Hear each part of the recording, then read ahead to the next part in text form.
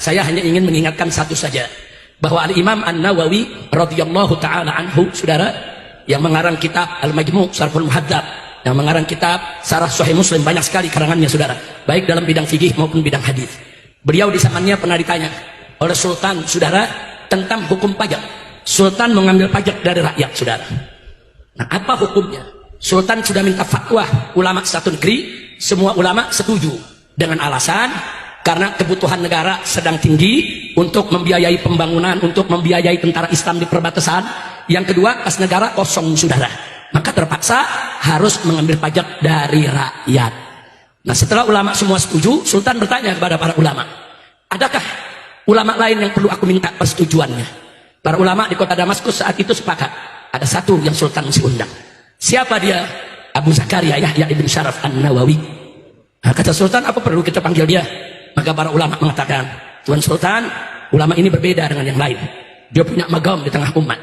Jadi walaupun kami sudah setuju, kalau besok ulama satu ini nggak setuju, maka umat akan ikut dia, bukan ikut kita. Nah, oleh karena itu dipanggillah Imam Nawawi ke istana, saudara.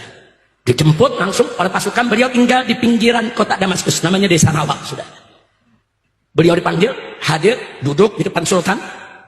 Setelah duduk di depan Sultan, Sultan menyampaikan, ya Abu Zakaria, ini semua ulama yang hadir di tempat ini udah setuju aku ngambil pajak dari rakyat. Nah, cuma kita membutuhkan persetujuan Anda. Akhirnya Imam Nawawi mengatakan, baik Tuan Sultan, aku akan setuju, tapi ada 3 pertanyaan dulu yang aku ingin ajukan. Kalau kau jawab dengan baik, aku setuju untuk kau ambil pajak dari rakyat. Yang pertama, untuk apa kau ambil pajak dari rakyat? Sultan menjawab, untuk pembangunan, untuk gaji para pegawai, para pejabat, untuk membiayai tentara itu di perbatasan agar negeri kita tidak diserang oleh tentara musuh, dan seterusnya. Kata Imam Nawawi, ahsan, bagus kau punya jawaban. Sekarang yang kedua.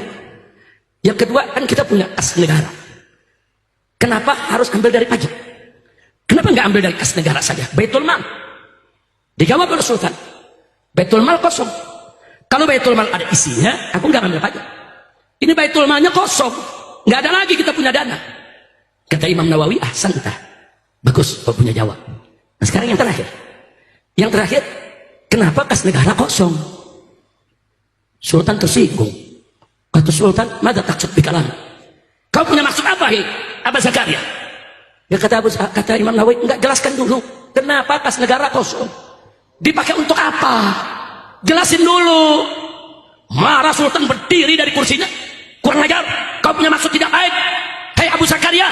Apa kata Imam Nawawi? Imam Nawawi kiai dibentak oleh pejabat, dia berdiri juga, sudah. Imam Nawawi berdiri, hei Sultan, jangan kau pikir aku tidak tahu. Kas negara kita kemarin masih banyak, dipenuhi dengan emas, perak, dinar, dirham, permata, mutiara, segala macam kita punya.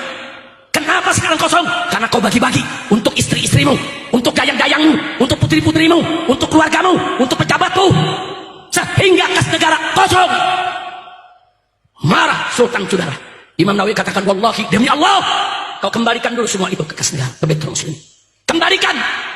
Kalau semua sudah dikembalikan, masih kurang, baru boleh kau ambil pajak dari rakyat. Tapi kalau kamu tidak kau kembalikan, kas negara seenaknya digunakan. Kalau zaman sekarang dikorupsi, saudara, maka demi Allah, haram kau ambil pajak dari rakyat walaupun 1 dirham. Takbir.